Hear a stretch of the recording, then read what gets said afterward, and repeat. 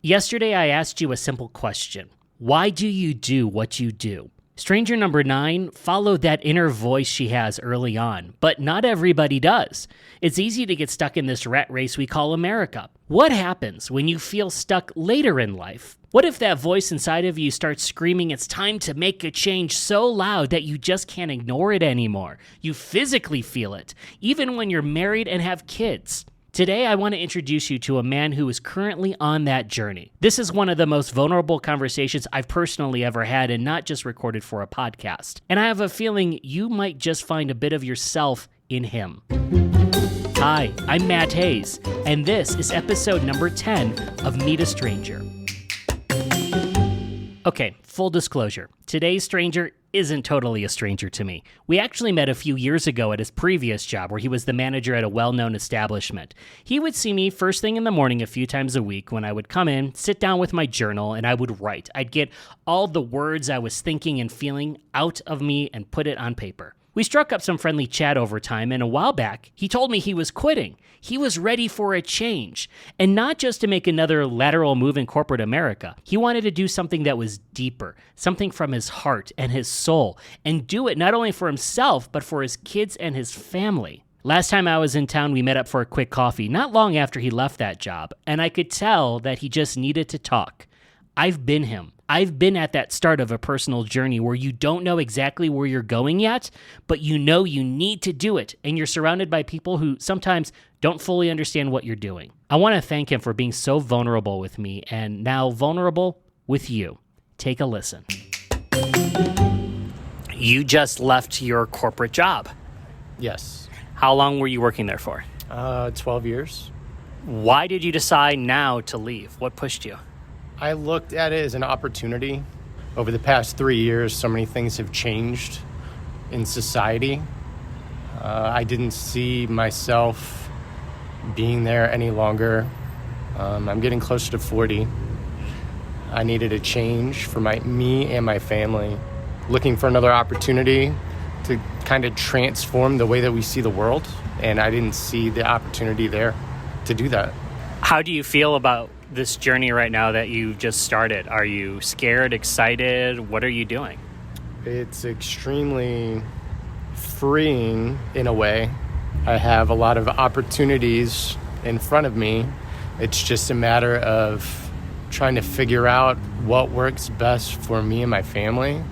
When I'm 80, I want to look back at myself at 40 and say, that's what I would have done. I want to kind of reverse engineer where I want to be in the future. What are you finding hard about this journey at this point? Being in my own head, not making the decisions right away. As we only have a certain amount of time, so as time continues to move on, I feel like without making some sort of solid decisions moving forward, I'm losing that time and those opportunities. And I think that's just me being in my own head. I need to take the first step, and the next step will reveal itself, I think. Absolutely. What's blocking you, do you think, from taking those steps so far? The paralysis by analysis. I've had a habit over the past probably 20 years of having great ideas, setting myself up, and then just walking away from particular situations work-wise. I don't do that in any other aspect of my life, but I do it with work situations and opportunities like that. What is important to you now that you've taken this step and you kind of have a little bit more space to think about what's next and what you want to do? What is important for you, your values, what you want to create, what you want to do going forward? What are kind of your non-negotiables for life? Freedom. I want to be able to put my family in a place where we're comfortable, but just comfortable enough.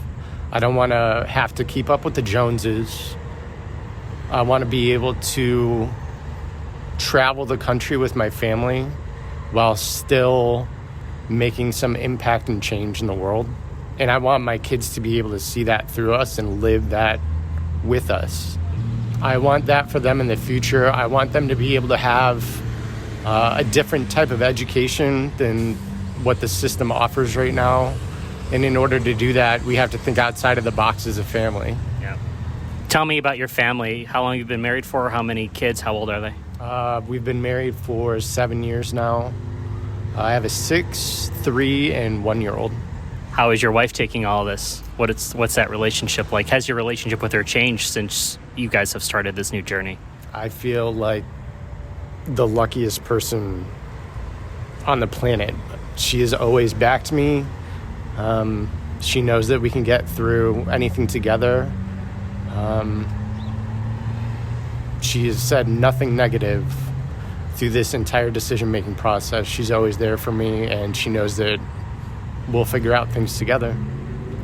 If there's anybody that's been in your boat or might be in your boat that knows that they feel that calling to make a change, especially if they're a father and have kids and know that they need to do something not only for themselves but their family, like what you talked about, what would you tell someone that was just like you a couple months ago, right before you started this journey and made this decision to start doing something different?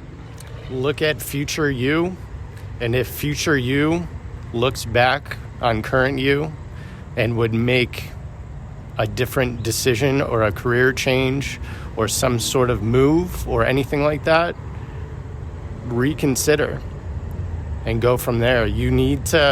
Don't live with regrets. Now that I'm close to 40, I look back on 20-year-old me, and the information that I would have given 20-year-old me would have changed certain things along the way.